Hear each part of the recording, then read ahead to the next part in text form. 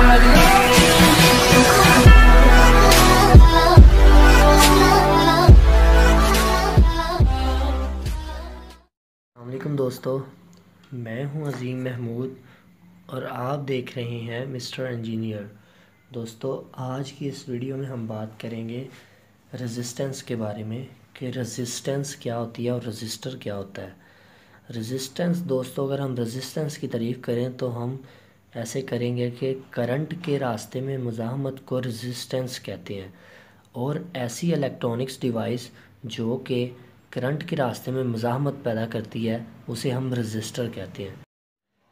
जी दोस्तों, अगर हम इसकी थ्योरी की बात करें, रेजिस्टेंस की, रजिस्टर की थ्योरी की बात करें तो इसे हम सबसे पहले इसकी ये जो सिंबल है इसे हम ऐसे ज़ाहिर करते हैं कि आप एक लाइन ड्रा करते हैं ऐसे, जहाँ भी आपको इस तरह का सिंबल नज़र आए आप समझ जाएं कि ये रजिस्टर का सिंबल है, और इसे आर से हम शो करते हैं। आर से हम रेजिस्टेंस कहते हैं। और ओहम जो है ना वो इसकी इकाई है।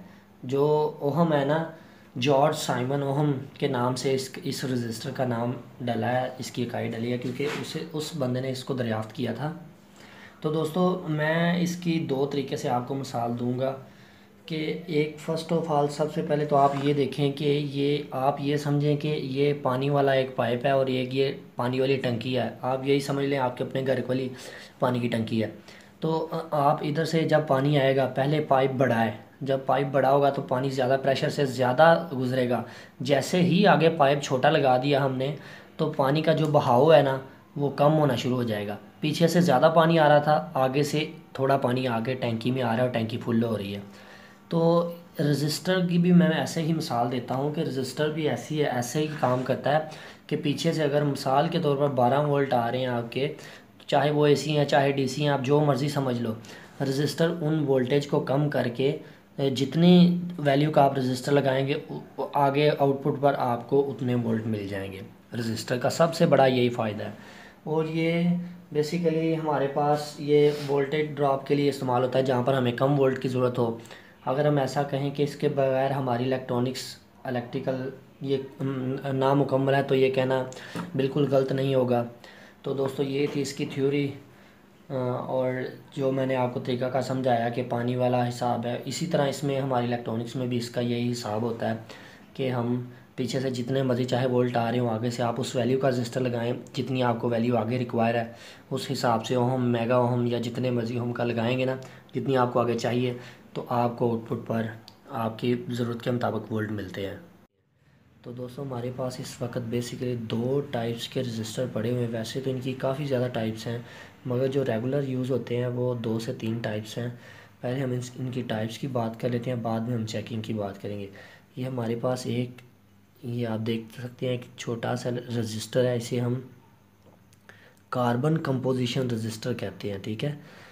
तो इसे वैसे हम कार्बन रजिस्टर भी कह सकते हैं। ये वाटेज के हिसाब से छोटे बड़े होते हैं, क्वार्टर वाट, हाफ वाट, 1 वाट, यानी कि इनमें वाटेज का हिसाब होता है। अगर ज़्यादा वाट हो जाए तो वाट बढ़ने के साथ इसके जो है ना वैल्यू थोड़ी सी चेंज होती है, तो फ़र्क भी पड़ता है। तो अब हमारे पास ये वायर अराउंड रजिस्टर है। ये आप देख सकते हैं 0.47 ओहम लिखा हुआ है यहाँ पर, इसकी रेजिस्टेंस ये ऊपर दर्ज है। ये वायर अराउंड रजिस्टर का हमें ये फ़ायदा है, इसकी वैल्यू इसके ऊपर लिखी होती है, हमें फाइंड नहीं करनी पड़ती।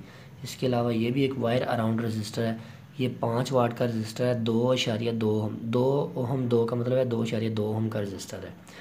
तो दोस्तों, ये तो 2 टाइप्स थी। इसके अलावा हमारे पास LDR, जिसे लाइट डिपेंडेंट रजिस्टर कहते हैं, वो मेरे पास इस वक्त मौजूद नहीं, मगर वो बहुत कम यूज़ होता है। वहाँ पर यूज़ होता है जहाँ पर ये प्रोजेक्ट चलने हों, मसलन जहाँ पर बिजली के लिए, मसलन आप यूँ समझ लें कि जैसे ही दिन गरूब हो, सूरज गरूब हो, तो लाइटें चलानी हो, वहाँ पर वो प्रोजेक्ट के लिए यूज़ होती हैं। तो इसको भी हम टेस्ट करते हैं। तो अभी इनकी कलर बैंडिंग में आपको मैं बता दूंगा।